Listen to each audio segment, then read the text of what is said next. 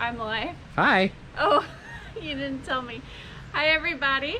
So, yes, I am in my onesie. I'm pretty serious about these things. My parishioners know that I'm serious about my onesie. It's not just something I did for the community. The onesie has a funny story. We might do a video on that someday. But I thought we would show you what we've been doing while we were on our sabbatical. Not everything is done. I'm gonna warn you now, you know, the house is a little bit messy inside because we're in the middle of a major remodeling kind of thing going on in the house. So it's hard to keep up with keeping the house clean when we're, you know, also doing the videos and we're also doing these remodeling projects, and we just have a lot going on. So it's not terrible, but you can tell that we've been busy. So the first thing that we've done are these flowers. The year that we moved here, the summer we moved here, the church painted these doors. They were white and they painted them blue for us. And we did have some beautiful blue chairs, but they broke when we did, when the polar vortex came, it broke the chairs. So we don't have any chairs right now. We've not replaced them. And last year the weather was so bad, we decided not to plant anything. But I think with this being a parsonage and people knowing us and being in our community, it's important for the home to look as welcoming as we can get it to look. And so we've got all these flowers here, and we have a parishioner who does a wonderful job maintaining our landscaping for us. I need to go and weed it so that she doesn't have to do that. That's not her job, it's mine. So I need to go through and weed some of that stuff. And Andrew got a new toy. These are smart light bulbs, and right now they're set to strobe just for the fun of it.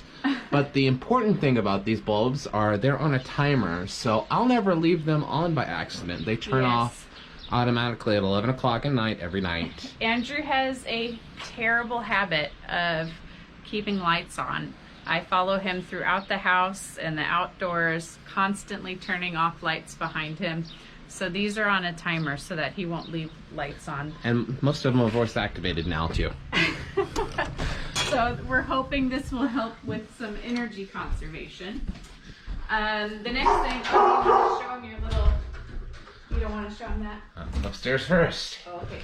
Already heading up here. Oh yeah. So this is our upstairs bathroom. This is one that's going to be used for kids. For foster kids, we'll use this. And I don't know what our dog is barking at, but he's barking. So this wallpaper that you see here is the same wallpaper that we had in our master bath downstairs. And so what happened, most of you saw on my personal page that we were cleaning the master bathroom and we saw mold up on the ceiling, and we tried to wash the mold, and we peeled back a little bit of the wallpaper downstairs, and we found mold behind the wallpaper. So we decided to come up here and check, and the same thing, there was mold behind the wallpaper up here. So this is the last bathroom that we're working on. We're still in the process of taking down this wallpaper. Nothing to see here. Just a mess. Let's go. So this is just the first stage of the repairs that are going on. So we'll go down to the master bathroom now. Boy. Is that okay with you, Andrew? Mm-hmm.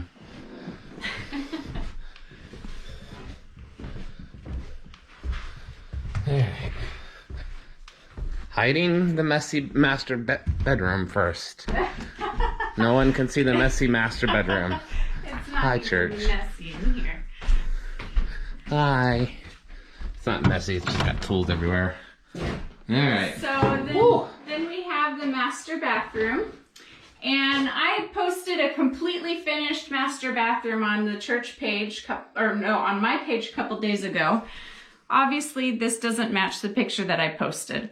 So, Andrew, if you want to show them up there in the corner where some of the old paint was.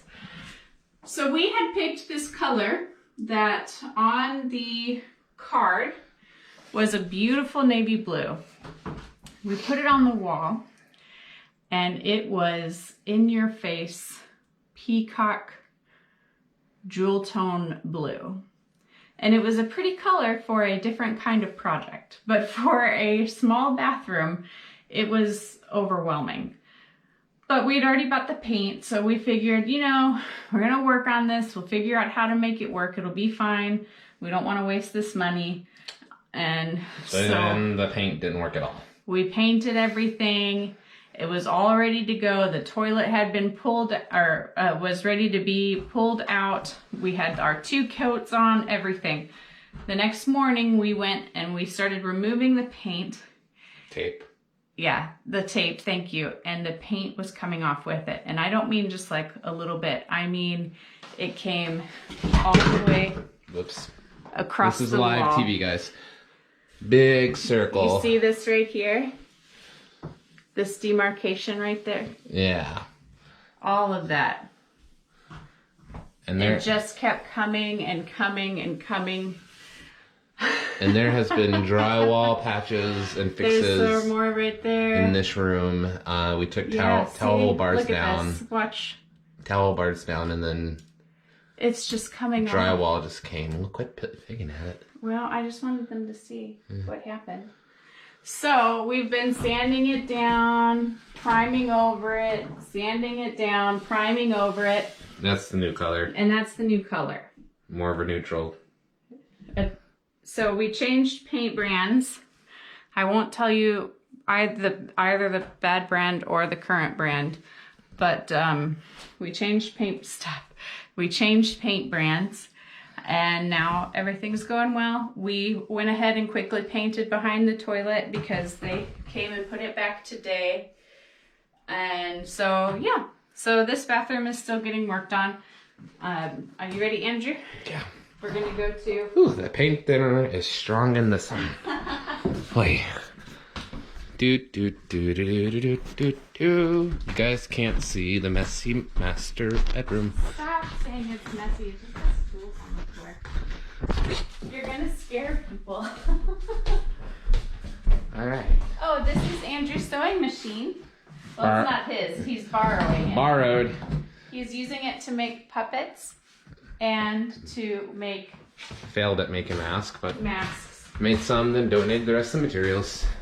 This is the bathroom we're currently living out of, / we just finished this bathroom, so we've got paint stuff we haven't cleaned up yet, because we just finished it a couple hours ago.